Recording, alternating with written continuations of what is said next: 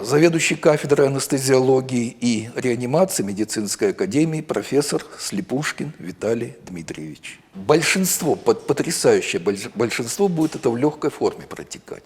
Поэтому прежде всего не паниковать. Когда вам говорят самоизоляция, это тоже психологически тяжело. Это когда узника сажают в темницу, он изолирован, ему тоже психически тяжело. Вот я испытываю по своей семье, когда внуки сейчас неделю сидят, первые 2-3 дня было тяжело. Ничего, привыкли и поняли. Вот нам надо понять, не паниковать. Что делать? Простейшие мероприятия, которые говорят. То есть влажная уборка постоянная в комнате, обильное питье, хорошее питание. Вот что надо. Еще что бы я хотел, если вы почувствовали недомогание уже, недомогание какое? Температура начала подниматься, вас знобит, легкий кашель появился. Вызываете кого? Скорую помощь, да? Быстрее, быстрее, быстрее. Приезжает врач скорой помощи. Они все сейчас вооружены вот таким приборчиком, который на пальчик одевается.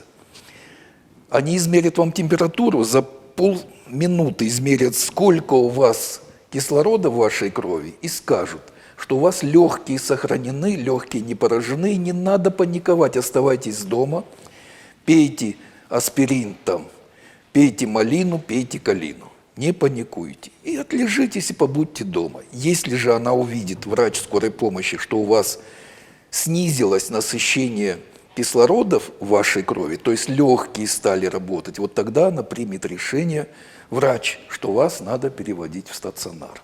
Нельзя достаточный там полуминутный контакт с этим человеком и расстояние, ведь тот же Макрон сказал, расстояние 1,5 метра. И мы сейчас всем говорим, расстояние 1,5 метра.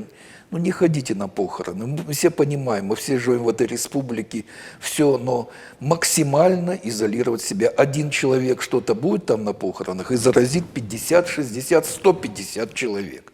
Самоизоляция. Самое главное сейчас – это наша профилактика. Если мы хотим выжить, если нация наша осетинская хотим выжить, то надо сейчас на какое-то время от этого отказаться.